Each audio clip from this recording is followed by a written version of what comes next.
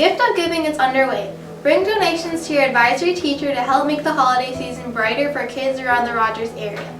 Donations can include gift cards to local stores, coffee shops, or fast food restaurants. You can also give basic necessities such as toothpaste, toothbrushes, body wash, shampoo, or other personal care items. The gift of giving wraps up December 18th, so bring in your items today. Join us for our next career lunch. A representative of the construction industry will be here on December 10th during B and C lunches. Grab your lunch and head to the media center. Sixth graders that are interested in joining AVID need to turn in their AVID applications by Tuesday, December 10th. You may give them to your Minnesota Studies teacher. Random acts of kindness make RMS a better place to be. Even if it is something as simple as saying hi to someone you don't know can make a person's day. Showing kindness every day can make a huge difference for both you and the people around you. Wear your positivities every Tuesday to show your support.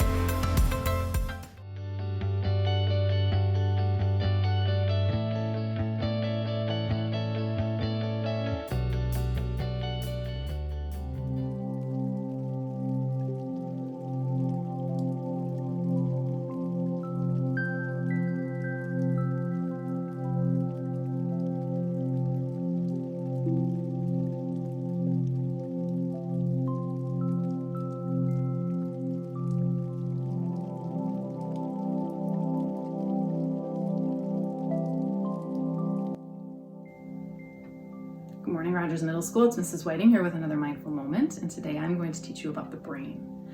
To do that, I am going to use the hand model by Dr. Dan Siegel. All right, so it goes like this. Here's my thumb, and I'm going to wrap it around, and my thumb is going to represent my amygdala.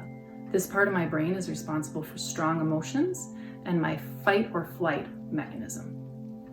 Then over here, I've got my hippocampus. This part of my brain is responsible for memory and learning, which of course is important in the school setting. And then I'm going to wrap my fingers around. This part of my brain is the prefrontal cortex. If I put it up here, you'll see this is my prefrontal cortex, okay? This part of my brain is responsible for executive functioning. What that means is that it helps me with planning and organizing and staying calm and in control and thinking things through before I make a decision. Now, let's go back to that amygdala.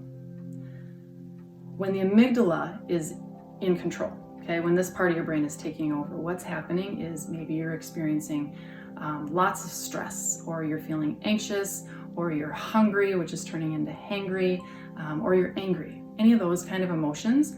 In those instances, the amygdala is taken over and we are not thinking clearly. A lot of times, we end up doing things that we normally wouldn't do when our amygdala is in control. And when we notice that that's happening, what we should do is to be thinking about how I can get that prefrontal cortex back in control. And to get there, we use mindfulness.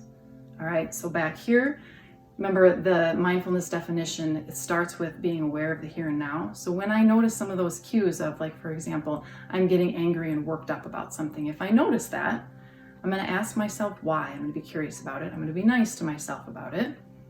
I try to figure out what's the reason, and then I'm going to make a choice. I'm going to make a choice in how I'm going to respond, and hopefully what I choose to do is going to get me into this more calm and in control part of my brain. And there are exercises, mindfulness practices that we can do that help strengthen this part of our brain and help us go from this to this part of our brain. The first one that we're going to be working on next week and in the weeks ahead is going to be just practicing the breath. So what research tells us is that a slow, mindful breath, or maybe a few, does exactly that. It helps us move from here to here. It's really a powerful thing. Another thing that research suggests to us is the more that we practice exercising that prefrontal cortex part of our brain, the better that we get at it. The stronger it becomes, and the more likely we're going to be able to stay there. Or if we get here, the quicker we can get there. The more we practice it, the more accessible that's going to be. It's just like anything else you practice. The more you do it, the better that you get at it. So with that, I have a challenge for you today. My challenge is that if and when you notice that you start to have your amygdala taking over. See if you can offer yourself kindness and curiosity. And then take a few slow, deep breaths and see if you can get yourself working in this part of your brain that's calm and in control.